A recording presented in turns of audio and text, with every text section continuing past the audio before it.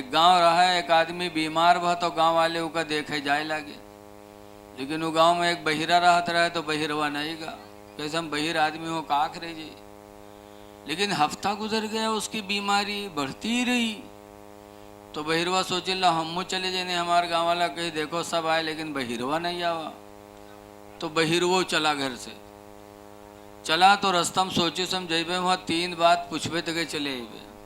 पहले नंबर पर पूछबे का हाल है हो, तो कहबे करी हाँ ठीक है, तो हम कहबे अल्हम्दुलिल्लाह बहुत अच्छी बात है। दूसरा सवाल करेंगे खाते क्या हो, तो अक्सर बीमार सेब अनार मौसमी खाते, यही बताए तो हम कहबे बहुत अच्छी ग़िज़ा खाते रहो तंदुरुस्त हो जाओगे। तीसरा सवाल करेंगे कि किस डॉक्टर का इलाज चल रहा है, तो किसी बड़े डॉक्टर ही का नाम बताएगा तो मैं कहूँगा बहुत अच्छा डॉक्टर है, इलाज करते रहो ठीक हो जाओगे। फिर उसके बाद चला आऊँगा। सोच साँझ के बहिरवा हुआ पहुँचा, अगवा कहे सलाम अलैकुम, वालेकुम सलाम कहे।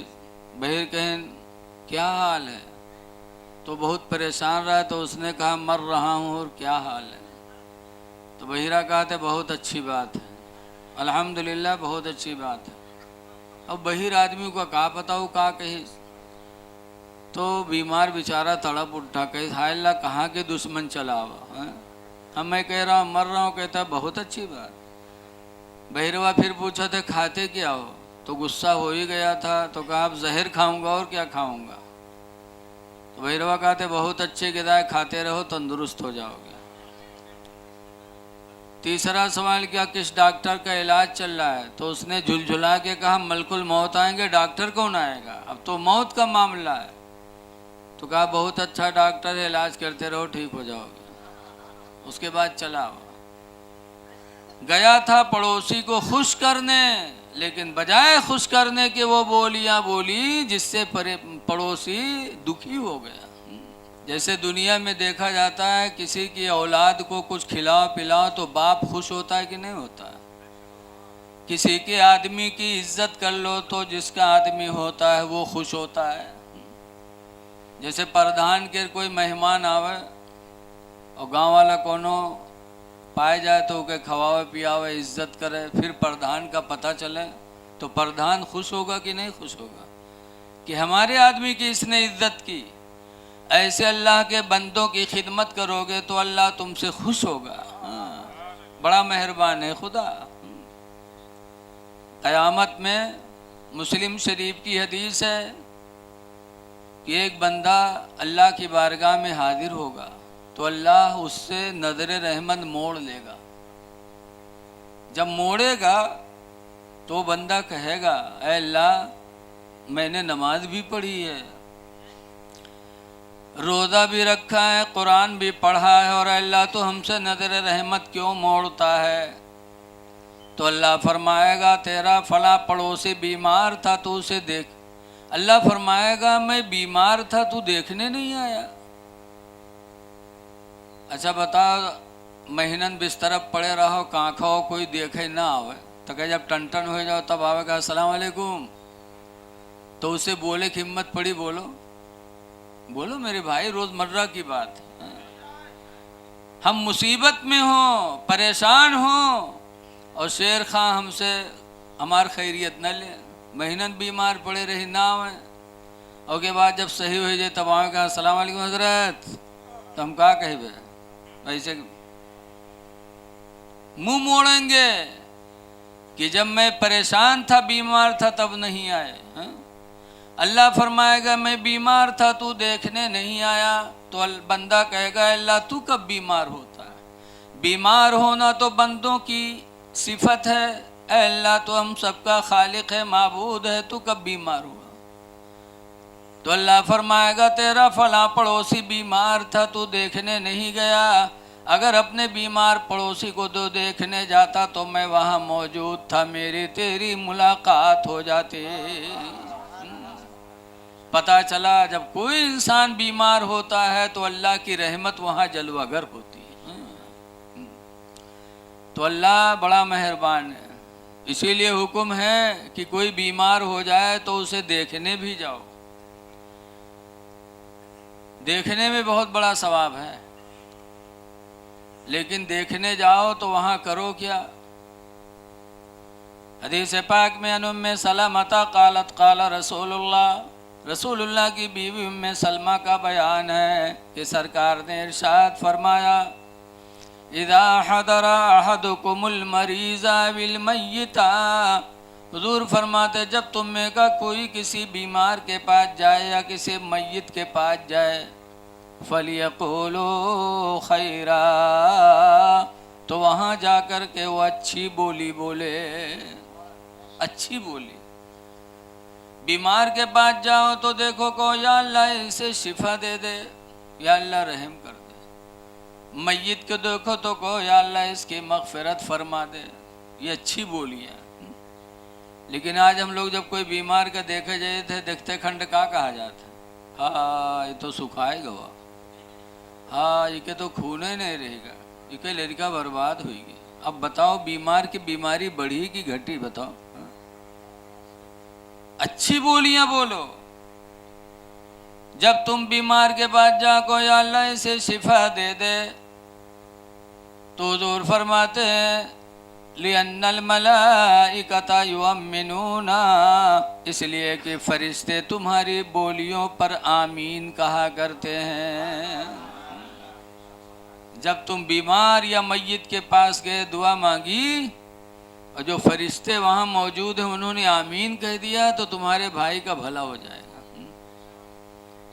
लेकिन आज हम लोग नहीं समझते। ऐ लोगों, समझो हर मामलात को।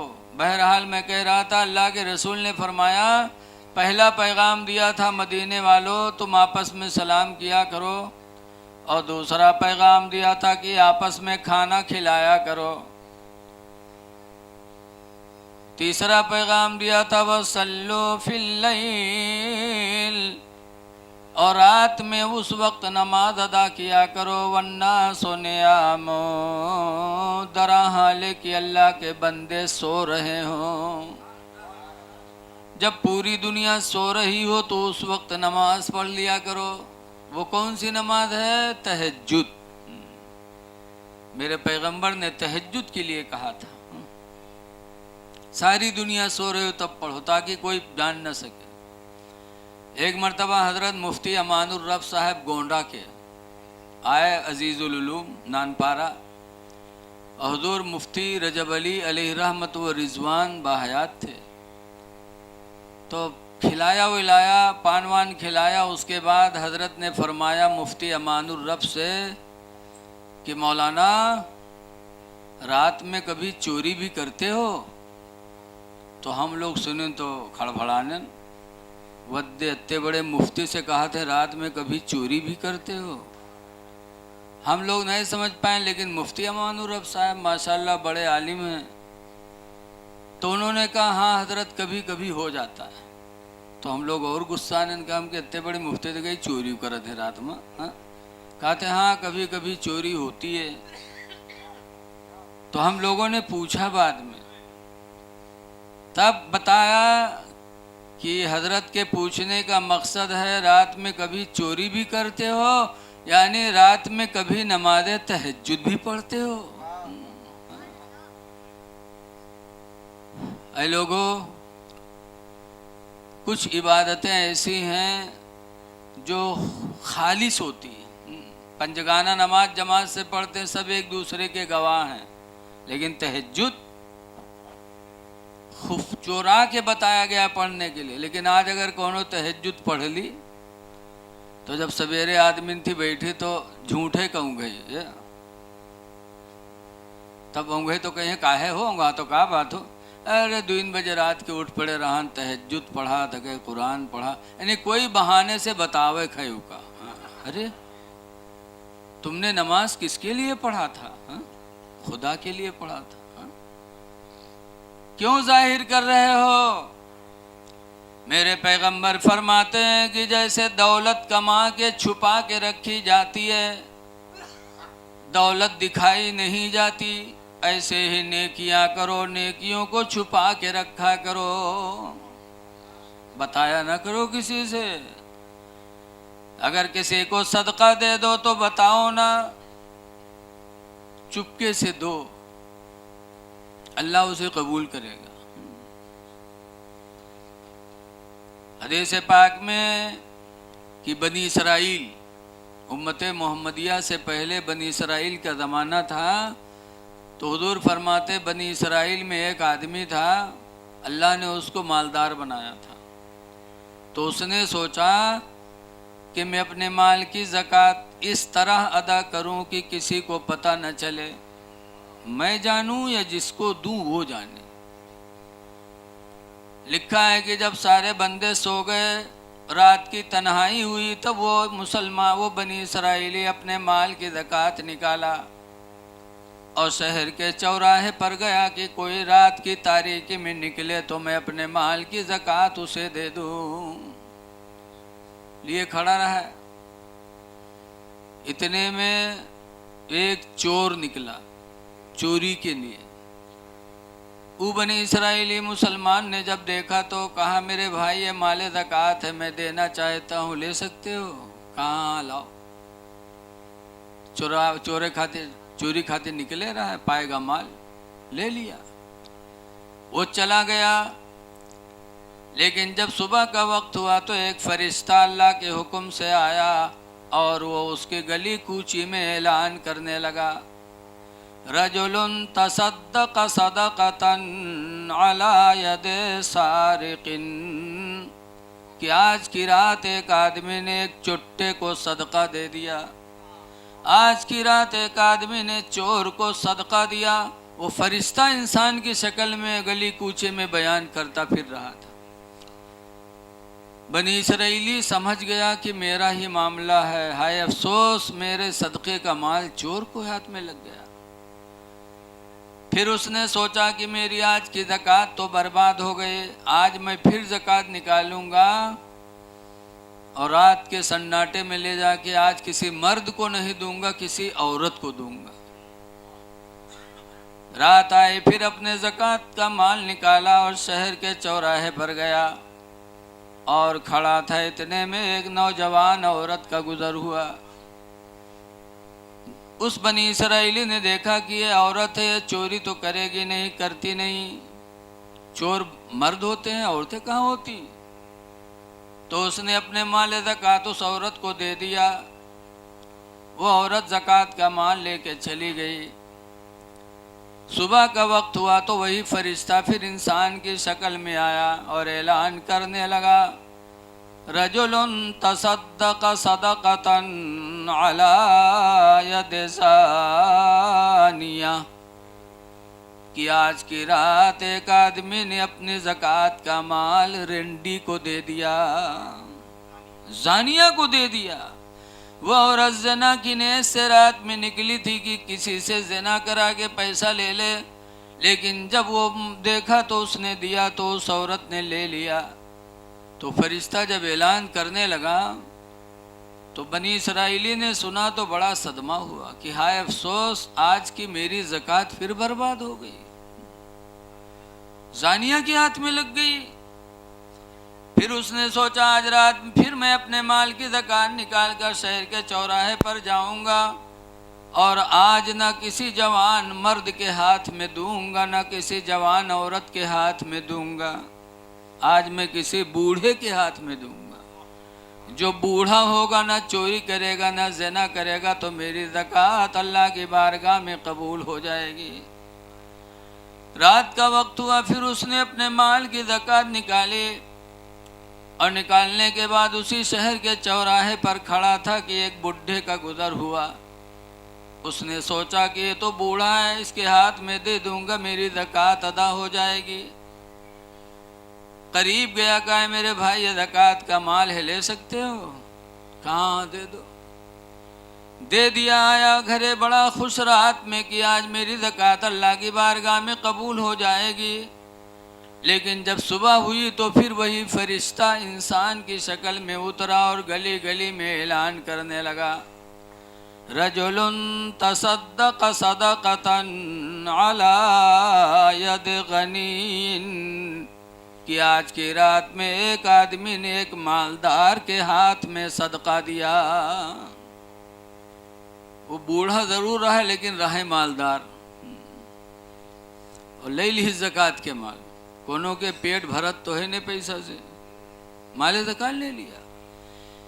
जब उस फरिश्ते ने ऐलान करना शुरू किया तब वो बनी इसराइली बहुत रोया और पूरा दिन रोता रहा, या अल्लाह कौन सी गलती हो गई कि मेरी ज़कात तेरी बारगाह में कबूल नहीं हो रही है। पहली रात नौजवान को दिया तो चोर के हाथ में लगी, दूसरी रात ज़कात दिया तो जानिया के हाथ में चली गई, तीसरी रात को ज़कात का माल निकाला तो मालदार के हाथ में चली गई। उसी अफसोस में वो बंदा पूरा दिन रोता रहा। जब चौथी रात आए तो वही फरिश्ता फिर इंसान की शक्ल में उतरा और गली गली में ऐलान करने लगा, क़द क़ब्बल अल्लाहु सदक़ातिही कुल्लिही, कि अल्लाह ताला ने उसके तीनों रात के सदक़ों को कबूल फरमा लिया। अल्लाह ने उसके तीनों सदक़ों को कबूल फरमा लिया। कहने लगा, पहली रात में जो चोर के हाथ में ज़कात की माल लगी तो चोर जाके घर में तौबा किया, कहा या अल्लाह मैं कितना बदनसीब इंसान हूँ कि रातों रात माले हराम के चक्कर में लगा रहता हूँ, और तेरे बंदे ऐसे हैं जो तेरी रज़ा के लिए रातों रात अपना माल तेरे बंदों पे निछावर करते हैं। चोर उसी रात को उसने चोरी से तौबा कर लिया। दूसरी रात वाला सदका वो औरत ज़ना के लिए चली थी, लेकिन जब भारी भरकम माल पा गई तो उसने भी ज़ना से अपने आप को बचा लिया। और तीसरी रात मालदार के हाथ में माल ज़कात लगे तो उसको एहसास हुआ कि अल्लाह ने मुझे दौलत दी, मैंने ज़कात नहीं निकाली, और अल्लाह के बंदे ऐसे हैं जो अपने माल को रातों रात शहर के चौराहों पे अल्लाह के नाम पर देते रहते हैं। तो उस मालदार को एहसास हुआ और उसी दिन से वो भी अपने माल की ज़कात निकालना शुरू कर दिया। तो पता चला जब इंसान की नीयत अच्छी होती है, छुप के करता है, तो अल्लाह उसकी नेकियों को कबूल फरमा लेता। इसलिए लोगों, नेकियां करो तो उसको छुपाओ। लेकिन आजकल तनिक कैले हैं तो उसका जाहिर, बहुत से तो तस्वीर लिए हैं और घरे न बैठी हैं, फटाफट दाना गिरावा करी है, बतियावो करी है, मोहल्लम घूमो करी है, ताकि जाने कोनो दज्जाल हो जाते हैं। ये फकीरों की दज्जाल है। अल्लाह का नाम लेना है, तन्हाई में लो, बात भी कर रहे हो, तस्बीह के दाने भी फटाफट चल रहे हैं। ये क्या है? एक बुजुर्ग थे, एक साहब के यहाँ मेहमानी में गए। जब वो बैठे, खाना का वक्त आया तो घर वाले ने अपनी बीवी से कहे, वो बक्सा में यहाँ हज वाला दस्तरखान रखा हुआ उठा लाओ। तो हज वाला दस्तरखान ला के बिछाए। वो बुजुर्ग जो मेहमान बने बैठे थे तो वो आहिस्ता आहिस्ता रोने लगे, आंखों से आंसू चलने लगे। घर वाले ने कहा, आप रो क्यों रहे हैं? कहा, मैं तुम्हारी बर्बादी पे रो रहा हूँ। कहा, मैं बर्बाद कहाँ हूँ? अल्लाह ने इतना बड़ा मकान दिया, दौलत दिया, सब कुछ दिया, मैं सही सेहत वाला भी हूँ, मैं बर्बाद कहाँ हूँ? वो बुजुर्ग कहते, मैं तुम्हारी बर्बादी पे रो रहा हूँ। कहा, कैसे?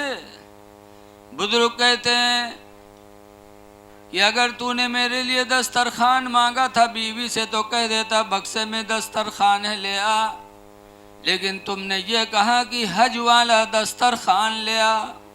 इसका मतलब तुम हमको बताना चाहते हो कि तुमने हज किया है, हज का शोहरा करना चाहते हो। हज खुदा के लिए किया जाता, तुमने हज खुदा के लिए नहीं किया बल्कि दुनिया में ढिंढोरा पीटने के लिए किया है।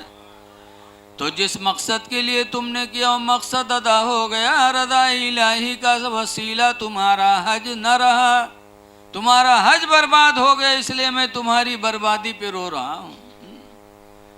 पता चला इंसान जब कोई नेकी करे तो उसको छुपाए। लेकिन आजकल हाजी हज कह के आई हैं तो कह बैठी हैं तो हुआ बतिएवा बताई हैं हरगरी, ये के मारे न बताई क्यों चला जाए, के मारे क्यों जाने कि हाँ ही गए रहे हुआ गए तो यू भवा, हुआ गए तो यू भवा। हज करके छुपाओ। लेकिन हाजी भी कई मेर होते हैं, जब तक हज न करी है तब तक ठीक रही है, जहाँ हज कह के आए ब बेईमानी करे शुरू कर दी। कहूँ यार खेत बढ़ावत हैं, को वहाँ रुके माल हड़पते हैं। ऐ लोगों, हाजी का दर्जा बहुत बुलंद है। हुजूर फरमाते एक हाजी हज करने वाला क़यामत के दिन खुद तो जन्नत में जाएगा, लेकिन अपने साथ 400 लोगों की शफाअत करा के जन्नत में जाएगा। हाजी खुद बख्शा जाएगा, 400 लोगों को बख्शवाएगा। कौन हाजी? जो हज करने के बाद गुनाहों से दूर रहा। लेकिन आज हाजी अजीब है। दिल्ली की जामे मस्जिद के दरवाजे पर एक अंधा बेचारा भीख मांगत मांगत पहुंच गया। नमाज होता रहा है तो अंधवा कटोरा दही दिस मुहारे में बैठ गया कि नमाजी निकले तब मांगी। नमाजी नमाज पढ़ पढ़ के निकले ला के अंधवा कहला के भैया अल्लाह के नाम पर, भैया अल्लाह के नाम पर। तो नमाजी निकले अठन्नी चवन्नी डालें। जब खन से कटोरवा बोले खन खन, तो हजीबा अंधवा कहा अल्लाह भला करे, अल्लाह भला करे। लोग डायरेक्ट चले जाए, अंधवा दुआ दे चला जाए अल्लाह भला करे, अल्लाह भला करे। इतने में एक हाजी साहब निकले तो बजाय डाले के जो उन कटोरम रहा है उसका पंजम भरे लागे। जब पंजम भरे लागे पैसवा खड़भड़ान, तो अंधवा जानिस मालूम को न उठाए लिए जाते कहा। बांधवा झट से गट्टा पकड़ लिस। ऐसे हाजी भैया, ए हाजी भैया न ले जाओ, ए हाजी भैया हम बहुत परेशान हैं, हाजी भैया छोड़ दो। और हाजिर रहें तो चौके कहीं ना ही अंधवा कस के जान गया हम हाजी हैं नो। तो पूछी ना अंधरा तू कस के जाने हम हाजी हैं रे। तो अंधवा कहे से हाजी भैया अत्ता लटा काम हाजी के अलावा कोई न करी भैया छोड़ दे, अत्ता लटा काम हाजी के अलावा कोई न करी भैया छोड़ दे। बताओ, हज करते हैं उसके बाद ये नहीं सोचते कि अल्लाह ने हमारा मर्तबा बुलंद किया है, तो फिर हम उसी रास्ते पे रहें जिससे हमारे दर्जात और बढ़ते रहें। ऐ लोगों, नेकियां करो। मैंने कुरान करीम की आयत पढ़ी, अल्लाह फरमाता मन आमिला सालिहम मिन ज़करिन औ उन्सा, जिसने अच्छे अमल किए चाहे मर्द हो चाहे औरत हो, वह हुआ मोमिन, दरहाले की वो हज कर, दरहाले की वो नेकी करने वाला मोमिन है। अल्लाह ने ईमान की शर्त लगा दी, बगैर ईमान के कोई अमल अल्लाह के यहाँ कबूल नहीं। याद रखो, वरना अल्लाह इतने कहता मन अमिला सालिहम मिन ज़करिन औ उन्सा, जो मर्द औरत अच्छा काम करेगा फलानुहयन्नहु हयातन तय्यबा, तो हम उसको अच्छी ज़िंदगी देंगे। नहीं, अल्लाह ने मोमिन की शर्त लगा दी, वो हुआ मोमिन दराली को ईमान वाला। बग़ैर ईमान के अल्लाह के यहाँ कुछ कबूल नहीं है। इसीलिए हमारे तुम्हारे इमाम इमाम आज़म अबू हनीफा बहुत बड़े इमाम थे। इमाम आज़म अबू हनीफा रहमतुल्लाह अलैह एक जगह तकरीर कर रहे थे, जलसा हो रहा था, तकरीर कर रहे थे। इतने में एक बुढ़िया औरत अपन बकरी लेके, उनके बकरिया के दाढ़ी जामी रहा है, तो बकरिया ला के ठड़िया देश। क्या हो गया हो, बोलना शुरू कर दिया। वो बुढ़िया अपन बकरी लेके सामने खड़ी कर दी। उसके बाद कहा था इमाम आज़म ही बताओ कि तुम्हारी दाढ़ी बढ़िया है कि हमारे बकरी की दाढ़ी बढ़िया है। जब ये पूछा कि तुम्हारी दाढ़ी अच्छी है कि बकरी की दाढ़ी अच्छी है, तो इमाम आज़म ने फरमाया था जवाब सुनो मुसलमानों, हमारे तुम्हारे इमाम हैं। फरमाया था बूढ़ी माँ, अगर मैं ईमान के साथ दुनिया से गया तो मेरी दाढ़ी तुम्हारी बकरी की दाढ़ी से अच्छी होगी, और अगर कहीं खुदा न करे बेईमान हो कि अगर मैं दुनिया से गया तो तुम्हारी बकरी की दाढ़ी मेरी दाढ़ी से अच्छी होगी।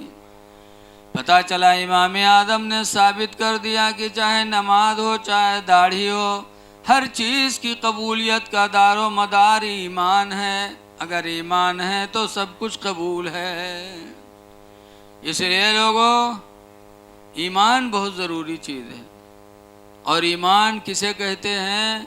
ईमान कहते हैं मोहब्बत रसूल को। और जब नबी के दिल में मोहब्बत होती है तो फिर वो चूनो चिरा नहीं करते।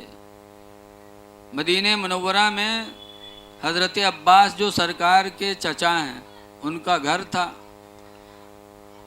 और उनके घर की छत पे जो पाइप लगा था परनाला, वो पानी गली में गिर रहा था और वो गली मस्जिद नबवी के रास्ता की थी। हज़रत उमर रज़ी अल्लाह ताला अन्हु का ज़माना था। लोगों ने आके शिकायत किया, कहा अमीरुल मोमिनीन, अब्बास के घर का परनाला का पानी गिरता है, हम लोग मस्जिद में आते नमाज पढ़ने तो हम लोगों पर गिरता है, हम लोगों को तकलीफ होती है, लिहाजा वो परनाला हटवा दीजिए। हज़रत उमर फारूक आज़म अमीरुल मोमिनीन थे, गए और अपने हाथ से हज़रत अब्बास के परनाले को उखाड़ दिया। हज़रत अब्बास कहीं गए थे, शाम को आए, जब देखा कि मेरे घर का परनाला उखड़ा हुआ है, पूछा ये किसने उखाड़ा? लोगों ने बताया अमीरुल मोमिनीन हज़रत उमर फारूक आज़म ने उखाड़ा है। हज़रत अब्बास आए उमर के पास, कहा अमीरुल मोमिनीन, मेरे घर की छत का परनाला आपने उखाड़ा है? कहा हाँ, नमाजियों को तकलीफ होती है, पानी गिरता है। तो हज़रत अब्बास ने कहा अमीरुल मोमिनीन, आपको ये पता है कि ये परनाला किसने लगाया? कहा नहीं। कहा मेरे कंधों पे चढ़ करके अल्लाह के रसूल ने अपने हाथ से लगाया था।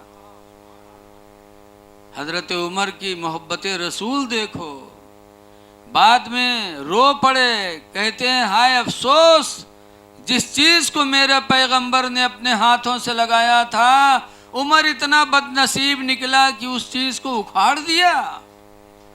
उठे हज़रत उमर, हज़रत अब्बास का हाथ पकड़े, फरमाते अब्बास, अगर तुम्हारे कंधों पे चढ़ के रसूलुल्लाह ने वो परनाला लगाया था तो तुम चलो मेरे कंधों पे चढ़ के वो परनाला उसी जगह लगा दो जहां अल्लाह के रसूल ने लगाया था।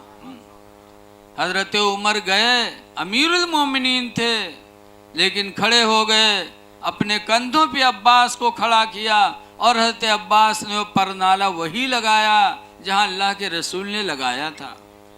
पता चला सहाबा के दिलों में ऐसी नबी की मोहब्बत थी कि उन मोहब्बत रसूल के आगे सारी चीज़ ख़त्म, इसीलिए वो कामयाब थे। हुजूर 1400 सहाबा को लेकर मक्का आए, लोगों ने रोक दिया तो मक्का से एक जासूस गए, मक्का के सरदारों ने एक जासूस भेजा, उर्वा बिन मसूद सकफ़ी को, कहा उर्वा जाओ, मैक की आवाज़ कुछ बिगड़ गई लग रहा है, उर्वा जाओ देखो मोहम्मद आए हैं, ज़रा देखो उनके साथियों को देखो कि वो कैसे हैं, मोहम्मद कैसे हैं, ज़रा जाके पता लगा के आओ। उर्वा गए।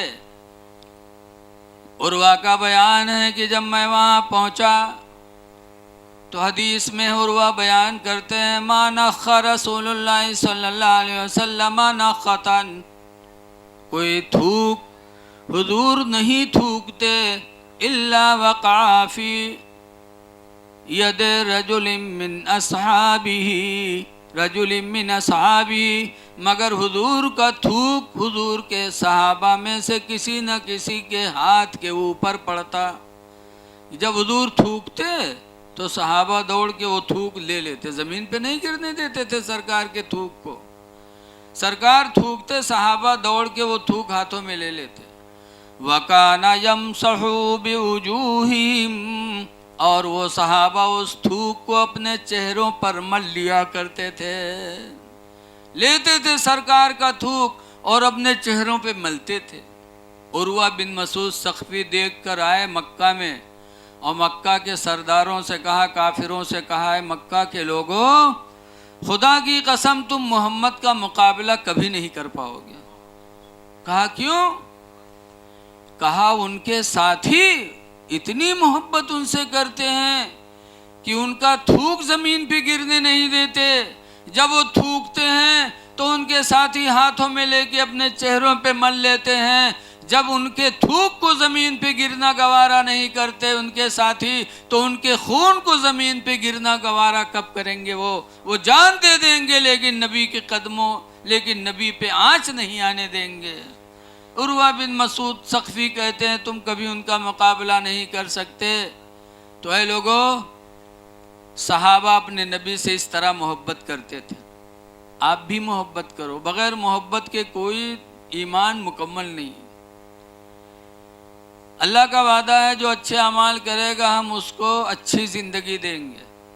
फलानुहयन्नहु हयातन तय्यबा, तो हम उसको अच्छी ज़िंदगी देंगे।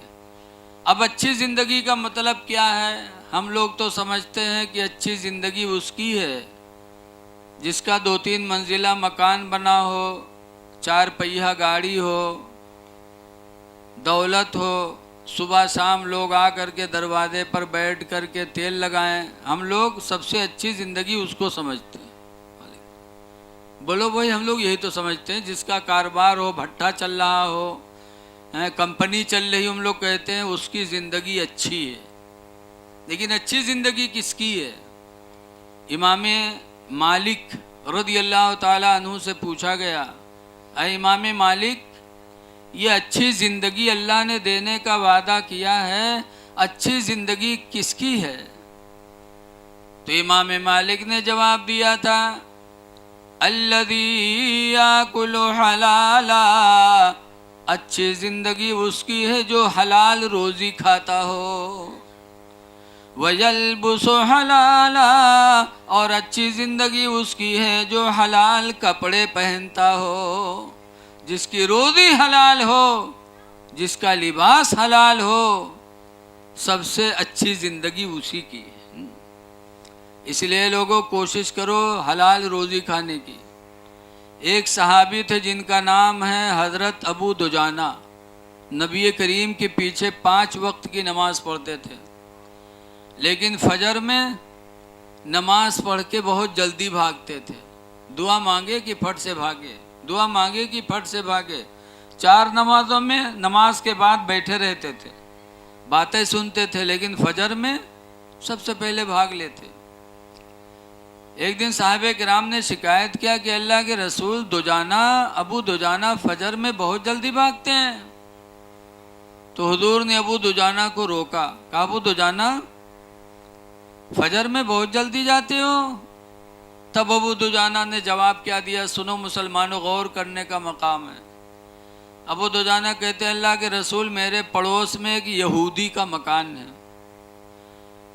मेरा आंगन उसका आंगन एक है, सिर्फ बीच में पर्दे की दीवार है। उसके आंगन में खजूर का पेड़ है। इस वक्त खजूर पेड़ पे लदे हुए हैं, पकी पकी खजूर है, उसकी गिरती हैं, उसकी शाख हमारे आंगन में झुकी है। उस यहूदी पड़ोसी की खजूर रात में पकी पकी मेरे आंगन में गिरती हैं। मैं नमाज फजर पढ़ने आता हूँ तो मुझे डर लगा रहता है कि कहीं मेरे घर का कोई बच्चा बेदार हो के उस पड़ोसी की खजूर उठा के न खा ले। इसलिए मैं जल्दी जाता हूँ और जल्दी जा कर के उसकी खजूरों को जमा करके उसके घर देता हूँ, फिर मैं अपने बच्चों को बेदार करता हूँ। मुझे डर लगा रहता कि मेरे घर का कोई बच्चा वो खजूर उठा के खा न ले। ये सहाबा के अंदर हलाल रोज़ी का जज्बा था कि एक खजूर हमारे पड़ोसी का हमारा बच्चा कोई न खाए। जब बताया सरकार ने तो सरकार को रहम आया अबू दुजाना पर। सरकार आए और उस यहूदी पड़ोसी से कहा कि ये खजूर का पेड़ अबू दुजाना के हाथ बेच दो। इनको दिक्कत होती है, नमाज फजर में इनको उलझन रहती है। ये खजूर का पेड़ इनके हाथ बेच दो, इसके बदले में मैं तुम्हें जन्नत में बाग अता करूँगा। मुसलमान होता तो मैं चल जाता, यहूदी था, कहा ना ना नहीं बेच पाऊँगा। लेकिन सहाबा कितनी मोहब्बत करते थे। हज़रत अबू बकर साथ में थे, कहते अल्लाह के रसूल, इस पेड़ के बदले में जो जन्नत में बाग इसको देने के लिए आप कह रहे हो, अगर ये खजूर का पेड़ मैं खरीद कर इसकी कीमत इसको दे दूं तो क्या वो जन्नत का बाग हमें आप देंगे, जो यहूदी को देने के लिए कहते हैं? हुजूर फरमाते हैं अबू बकर मुबारक को। तो अबू बकर सिद्दीक ने यहूदी से वो पेड़ खरीद लिया, पैसा दे दिया यहूदी को, और ख़रीद कर अबू दुजाना को दे दिया। यकीन था कि मेरे नबी की बात सच्ची है, इसके बदले में मुझे जन्नत में बाग मिलेगी। चले गए, सौदा तय हो गया। रात में यहूदी सोचे कि मुसलमान बड़े बेवकूफ़ होते हैं, बड़े चूतिया होते हैं। बताओ, पेड़ खरीद लीन, पैसा हमका दे दिन, पेड़ है तो हमरे नागन माँ, इसका फल खाएंगे, पेड़ भी हमारा, पैसा भी मिल गया, बड़ा मगन में। लेकिन रवायतों में आता है कि जब सुबह हुई, यहूदी बेदार हुआ तो देखता है कि उसके आंगन का जो पेड़ खजूर का था वो उखड़ करके हजरत अबू दुजाना के आंगन में लगा हुआ है। जब यहूदी ने रसूलुल्लाह का मौजिज़ा देखा तो पहुंचा, कहा मोहम्मद खुदा की कसम मुझे यकीन हो गया आपकी नबूवत भी सच्ची, रिसालत भी सच्ची है। जब पेड़ आपकी हुकूमत में है तो बिलाशुबा आपकी नबूवत सच्ची है। वो यहूदी कलमा पढ़ के मुसलमान हो गया। लेकिन है मेरे दीनी भाइयों, ज़रा गौर करो कि अबू दुजाना सहाबी थे, अपने बच्चों के लिए एक खजूर पड़ोसी का खाना गवारा नहीं किया। इसलिए सबसे अच्छी ज़िंदगी उसकी है जिसकी रोज़ी हलाल हो, सबसे अच्छी ज़िंदगी उसकी है जिसका कपड़ा हलाल हो। इसलिए दुआ करो कि अल्लाह ताला हमें तुम्हें रिज़्क़े हलाल और हलाल लिबास अता फरमा दे।